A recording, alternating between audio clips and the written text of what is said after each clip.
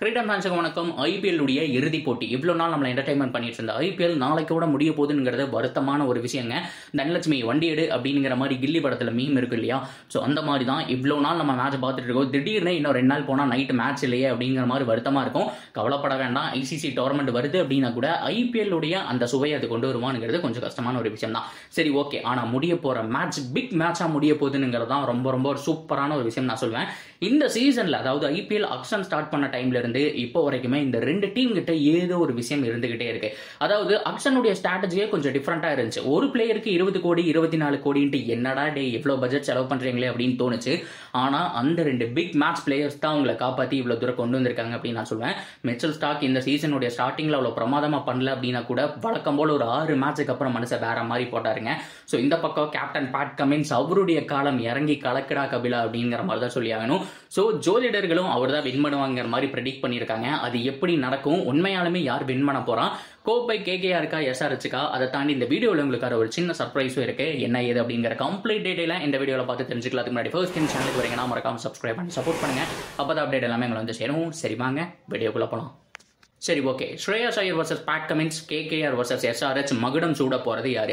இந்த 2 டீமுமே கேகேஆரை பொறுத்த வரைக்கும் 2 டைம்ஸ் வந்துட்டு டைட்டில் அடிச்சிருக்காங்க. எஸ்ஆர்எச்சை பொறுத்த வரைக்கும் அவங்க டெக்னிக்கலா 2 டைம்ஸ் அப்படிங்கிற மாதிரி தான் சொல்லி ஆகணும். அதுக்கான காரணம் என்னன்னு கேட்டீங்கன்னா, எஸ்ஆர்எச் ஒன்று, டெக்கான் சார்ஜஸ் ஒன்று. ஆனா டெக்கான் சார்ஜஸை கழிச்சிட்டீங்க அப்படின்னா எஸ்ஆர்எச்சா, அதாவது ஹைதராபாத் அவங்க ஒரு டைம் தான் டிராஃபி அடிச்சிருக்காங்க. ஓகேவா? ஸோ எனிவே செகண்ட் டிராஃபி அடிக்க போறாங்களா அப்படிங்கிறத நம்ம பொறுத்திருந்து பார்க்கணும். ஸோ அந்த வகையில் இவங்க கடந்து வந்த பாதை எப்பவெல்லாம் இந்த 2 டீம் மோதி இருக்கோ பயங்கரமான ரன் அப்படிங்கிறது வந்திருக்கு. 2 டீம் மோதலை தாண்டி 2 டீமுடைய பர்சனல் மேட்ச்ல எஸ்ஆர்எச்சோட மேட்ச் நீங்க பார்த்திருப்பீங்க. என்ன அடி அடிச்சாங்க, அவங்க தான் ஹை ஸ்கோரும் அடிச்சாங்க. 280 மேல வந்துட்டு அடிச்சாங்க. ஆர்சிபியை போட்டு பொழந்தாங்க அப்படின்னு தான் சொல்லணும். ஸோ அதே மாதிரி கேகேஆரும் பார்த்தோம் அப்படின்னா செகண்ட் ஹையஸ்ட் டோட்டல் அப்படிங்கிற மாதிரி புஷ் பண்ணி மேல வந்துட்டாங்க. ஸோ அந்த அளவுக்கு அவங்க கிட்டேயும் அந்த பொட்டன்சியல் அப்படிங்கிறது இருக்கு.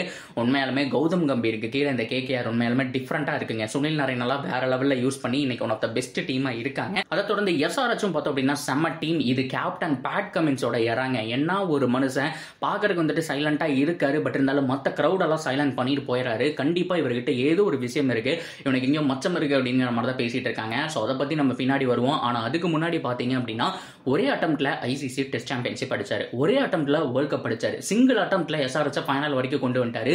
இதுக்கு மேல என்ன வேணும் அப்படிங்கிற மாதிரி தான் இந்த டிராஃபி அடிச்சாரு அப்படின்னா மேசிவான ஒரு விஷயம் தான். பொதுவா இந்த ஆஸ்ட்ராலஜில எல்லாம் உங்களுக்கு நம்பிக்கை இருக்கா இல்லையான்னு தெரியல. ஏன்னா சில ஆஸ்ட்ராலஜர்ஸ் நம்ம சேனல்லே போட்டிருக்கோம் ஆர்சிபி தான் அடிப்பாங்க அப்படிங்கிற மாதிரி சொன்னாங்க, சிஎஸ்கே தான் அடிப்பான்னு சொல்லியிருக்காங்க.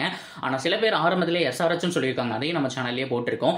அப்படி பார்க்கும்போது அவங்க எல்லாம் சொன்னது ஃபேக் ஆயிடுச்சு. ஆனா கண்டிப்பா பேட் கமின்ஸ் அடிப்பாருன்னு சொன்னவங்களுக்கு கிட்டத்தட்ட ஆல்மோஸ்ட் அது நிறைவேற போகுது அப்படின்னு சொல்லணும். அதுக்கான ரீசன் என்ன சொல்றாங்க அப்படின்னா இவருடைய அந்த ஒரு நல்ல மனசுக்காகவே கோப்பை அடிக்கணும் அப்படிங்கிற மாதிரி சொல்லியிருக்காங்க. உங்களுக்கு எத்தனை பேருக்கு ஞாபகம் இருக்கு அப்படின்னு தெரியல, இந்த மாதிரி பேண்டமிக் சிச்சுவேஷன் கோவிட் டைம்ல பார்த்தோம் அப்படின்னா ஸோ யாருமே வந்துட்டு இந்தியாவில் இருக்கக்கூடிய மிகப்பெரிய தொழிலதிபர்ஸே காசெல்லாம் வந்துட்டு கொடுக்காத பட்சத்தில் பேட் கமின்ஸ் மிகப்பெரிய தொகையை வந்துட்டு இந்தியாவுக்கு கொடுத்தாரு. ஸோ அது மட்டும் இல்லாமல் இன்னைக்கும், அதாவது மேட்ச் டைம் முடிஞ்சதுக்கு அப்புறம் ஃப்ரீயா எல்லாரும் போய் வெளியில சுத்தி என்ஜாய் பண்ணிட்டு இருப்பாங்க இல்லையா?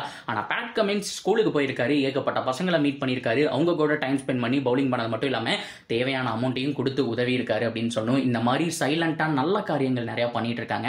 அது மட்டும் இல்லாம ரீசெண்டா அவங்க அம்மா வந்துட்டு ஒரு சில விஷயங்கள் அப்படிங்கிற மாதிரி போயிட்டு இருந்துச்சு அவருடைய ஃபேமிலியில, தெரியும் இல்லையா?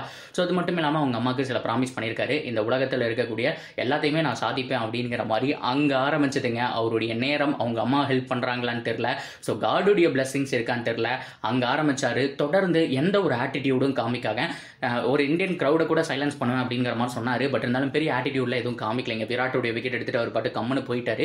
ஸோ ஜஸ்ட் ஒரு சின்ன செலிப்ரேஷன் தான். உலகக்கோப்பை ஜெயிச்சு மிச்சல் மார்ஷ் இருக்காரு இல்லையா, அவரு கப்பு மேல கால் போட்டப்ப கூட இவர் பெருசா இல்லைங்க, கப்பு வாங்கி உள்ள சுத்தி ஒர்க் பண்ணிட்டு இருந்தாங்க இல்லையா, அவங்க கையில வந்துட்டு கொடுத்துட்டு இவரு போட்டோ எடுத்து போட்டாரு. இந்த மாதிரி நல்ல மனசு அவருக்கு இருக்கு, அதனாலேயே அவர் ஜெயிக்கணும் அப்படின்னு சொல்லிட்டு ஒரு பக்கம் ஆஸ்ட்ராலஜர், அது மட்டும் இல்லாம எஸ்ஆர்எச் உடைய ஃபேன்ஸ் எல்லாருமே சொல்லிட்டு இருக்காங்க.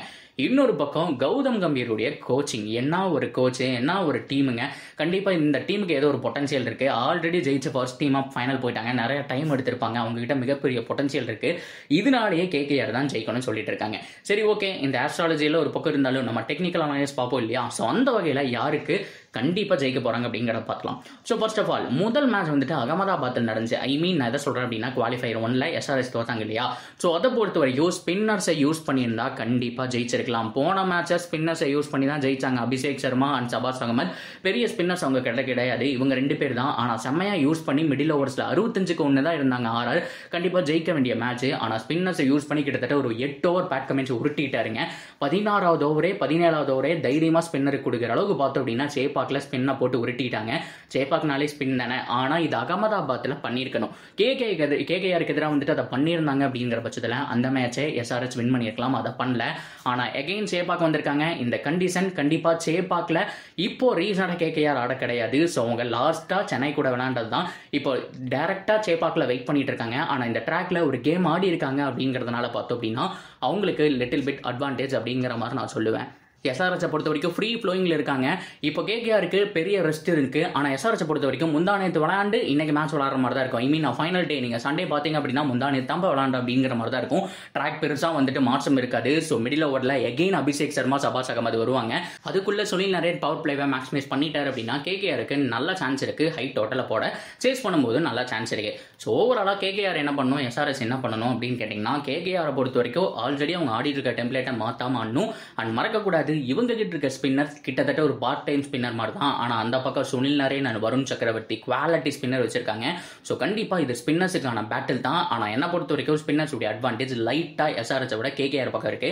ஏன்னா சுனில் நரேன் அண்ட் வருண் சக்கரவர்த்தி பயங்கரமான ஒரு எக்ஸ்பீரியன்ஸுங்க. ஸோ ஸ்பின் யாருக்கு எடுபடுதோ கண்டிப்பாக ஜெயிக்கலாம். அகமதாபாத்லேயே ஸ்பின்னர்ஸ் யூஸ் பண்ணியிருந்தால் லாங்கர் பவுண்டரி கண்டிப்பாக கேகேஆர் ஓரளவுக்கு சுருட்டி இருக்க முடியும். ஆனால் ஃபாஸ்ட் பவுலர்ஸை வச்சு பார்த்தோம் அப்படின்னா கேகேஆர் சும்மா பிரிச்சு வீசிட்டாங்க. ஸோ அதனால ஈஸி வின்னா போயிடுச்சு அவங்களுக்கு. ஸோ ஸ்ரேயஸ் ஐயரும் பார்த்தோம் அப்படின்னா 50 போட்டாரு.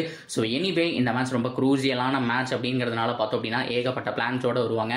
ஒன்ஸ் அகைன் பார்த்தோம் அப்படின்னா கேகேஆர் வின் பண்ணி மறுபடியும் எஸ்ஆர்எச்சை தோக்கடிச்சு டைட்டில் அடிக்க போறாங்களாங்கிறத பார்க்கணும். ஸோ இன்னொரு பக்கம் பார்த்தோம் அப்படின்னா மறுபடியும் பேட்ரிக் கமின்ஸோடைய அந்த மேஜிக் நடக்க போதா, காட் அவர் பக்கம் இருக்காரா, அவர் செஞ்ச நல்லதெல்லாம் அவரை காப்பாற்ற போகுதா அப்படிங்கிறத நாம பொறுத்திருந்தா பார்க்கணும். ஸோ ஓவராலாக நீங்க என்ன நினைக்கிறீங்க? டாப் டு பாட்டம், அதாவது ஐபிஎல் அக்ஷன்ல பேட் கமின்ஸை எடுத்ததுலேருந்து எஸ்ஆர்எச் இவ்வளோ தூரம் வந்ததுலேருந்து ஸோ ஃபைனல் வந்து நிற்கிற வரைக்கும் என்ன நினைக்கிறீங்க? அண்ட் கேகேஆர் ஃபைனலில் ஸோ இவ்வளோ தூரம் நல்லா பர்ஃபார்ம் பண்ணுறதுக்கு ஒரு ஆள் இருக்காரு, மிச்சல் ஸ்டாக் இருக்காரு. சேம் அதே அக்ஷனுக்கு வருவோம். ஸோ மோஸ்ட் எக்ஸ்பென்சிவ் பிளேயராக பார்த்தோம் அப்படின்னா அவர் தான் இருந்தார். ஸோ இவ்வளோ தூரம் வந்திருக்காரு. போன தடவை செம்மையான ஒரு பர்ஃபார்மன்ஸ், இந்த தடவையும் அதே பர்ஃபார்மன்ஸ் கொடுப்பாரா? ஸோ எப்படி முடிய போகுது? ஸோ நீங்க யாருக்கு சப்போர்ட் பண்றீங்க அப்படிங்கிறத தாராளமாக கமெண்ட் செக்ஷன்ல சொல்லுங்க. ஸோ அதுக்கு முன்னாடி ஒரு சின்ன ஒரு சஸ்பென்ஸ் இருக்கு, சர்ப்ரைஸ் இருக்கு அப்படிங்கிற மாதிரி சொல்லியிருந்தேன் இல்லையா?